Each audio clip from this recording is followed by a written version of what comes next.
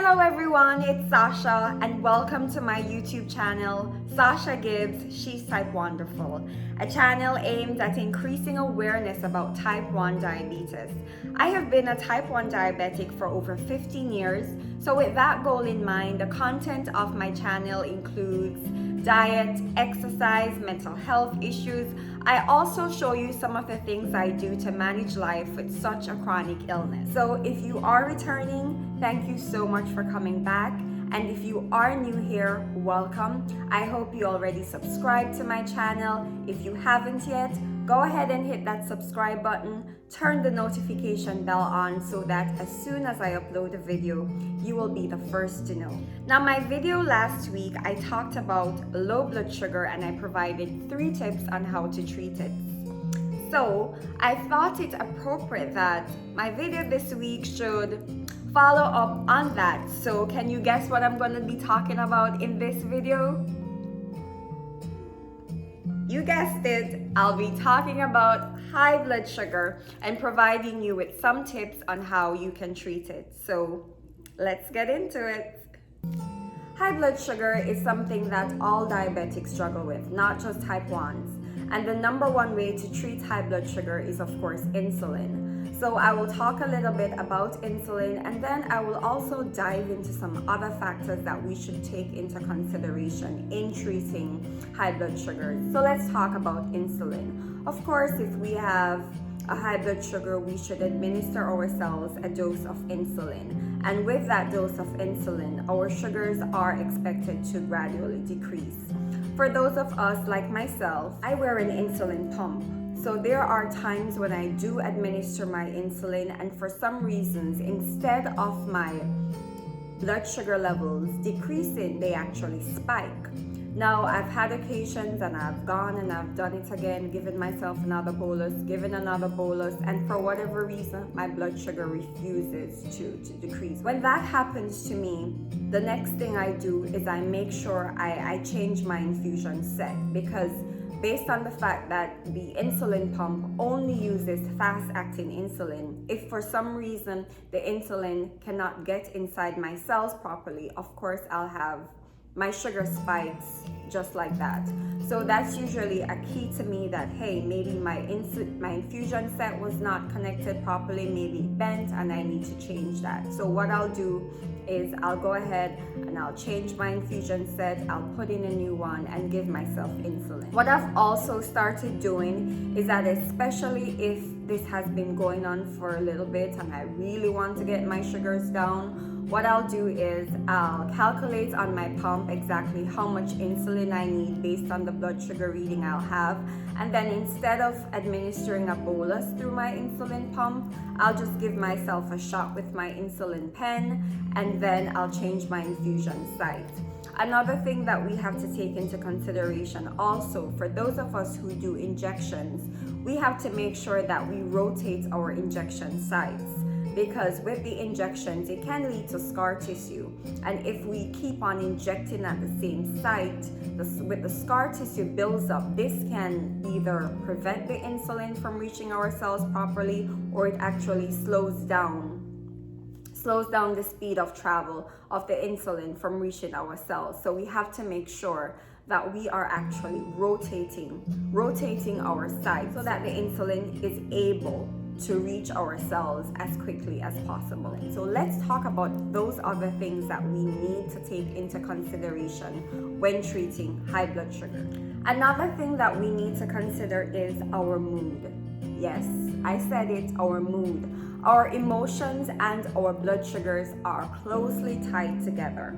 Our body releases hormones all the time, fight or flight hormones, in response to the environment. And when those hormones are released, it actually causes our blood sugar levels to rise. When we are sad, when we are depressed, the body secretes less serotonin. And with less serotonin, this causes our blood sugar levels to rise. And of course, that leads us to high blood sugar readings. So we have to We have to pay attention to our moods during times that we are stressed, during times that we are angry, during times that we are depressed. We have to pay attention to those things and remind ourselves that all of these things affect our blood sugars. So what are the things that you do that relax you? You need to know what those things are. Adaptive things, of course. You need to find those adaptive things that you can use to relax you, to put you in a better mood. For myself personally, I spend a lot of time with myself. I like to read. I like to write. So those things relax me when I'm going through a particular stressful time or period. I'll read, I'll meditate, and those things actually center me, relax me, and of course it also impacts my blood sugar levels. Another good thing that we can use is also exercise, because when we are sad or depressed, of course, for most people, when they're sad or depressed, they want to do nothing. Their movements, their body movements stop. They are in bed, they're lying down, they're overeating, things like that.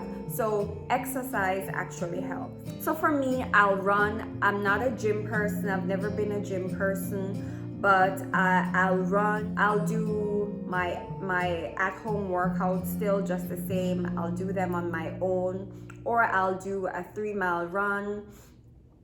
And it helps. Another thing that we need to do, and I am so guilty of this, sleep. We have to make sure that we are sleeping, going to bed at consistent times. This helps us with our blood sugar levels and so on. I'm not sure what it is, but I've seen this going around so many times about type 1s not being able to sleep. I don't know. Maybe if you know, let me know what it is, but I am the same thing. I go to bed at very odd hours, and I'm really trying to change that by trying to go to bed at a consistent time so that I can get enough sleep, so that I can be rested and prepared for the new day. So whenever you have your high episodes, do not beat yourself up. Instead, use each episode as a learning tool. Do not beat yourself up at all, because this is a lifelong illness that we have to deal with. Identify what it is that you ate, how it may have impacted you, and then you use it going forward so that it doesn't happen again. For example, I love grapes. I like to eat grapes a lot, but for whatever reason, I've noticed even if I take the recommended bolus amount for eating just a few handful of grapes, for some reason it spikes my blood sugar ridiculous. I have these ridiculous spikes whenever I eat grapes. So I still eat grapes, but now I know that if I'm having grapes, I have to give myself a few extra units because of how it affects my body. So that is what I'm saying to you. Don't feel despondent. Learn from the episode so that you don't repeat it. In addition to insulin, we need to pay attention to our moods. We need to exercise. We need to go to bed at a consistent time. We need to know our bodies. Find out what it is that relaxes us.